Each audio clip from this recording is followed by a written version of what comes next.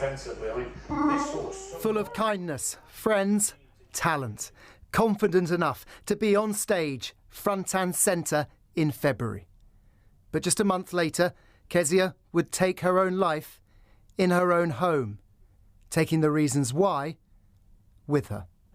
There's still an element of disbelief for me. As mum? And to still be in the same house? Yes, in ways we're close to her here, but in other ways it's yeah, I don't really. Yeah. So. 4 walls become a problem. Yeah. This was Kezia's most recent birthday in July. Cards on the piano, dog Dexter to her side, about whose musical skills she had spoken to ITV News during the lockdown. My room's right above the kitchen, so no one else really hears it apart from me, and so I have to try and come down and try and stop him. Is that how you remember your daughter?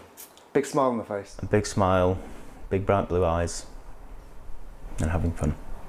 Nice way to remember her. Sorry, trying to hold it back a bit there. Rob, last week during Mental Health Awareness Week, you posted on social media, and I'll read it if I may, "The brutal pain of her not being here is constant.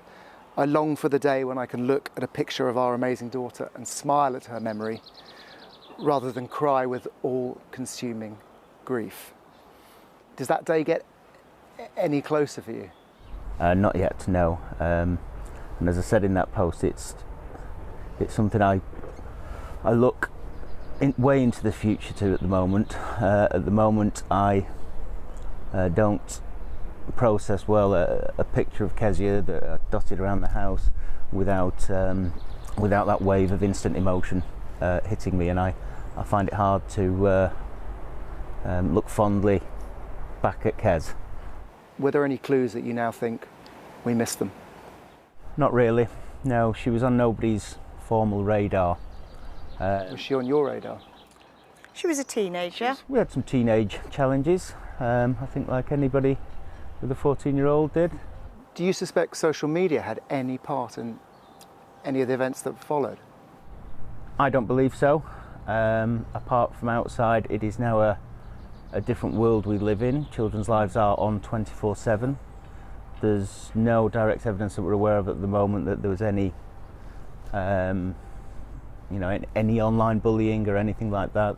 Did Kezia ever talk to you about her mental health? No. No. Not at all. Her brother Ben set up a fundraising page in his little sister's memory, with more than £100,000 already donated. His original goal was to prevent just one more family going through such pain. It's not easy to talk. It's all fine for us to say talk as much as you can and, speak to people, but there are going to be people out there that just find that so hard. So there has to be other ways. And if we can start maybe at grassroots with it being in school, and it becomes so much more normal and less stigma attached to it. This is where Kezia used to come paddleboarding with her friends in the summer. In the month before Kezia's death, the UK government was asked by other bereaved parents to introduce suicide prevention lessons into the curriculum. So far, though, nothing, since when 50 more families nationwide have suffered. Richard Pallo, ITV News, Jersey.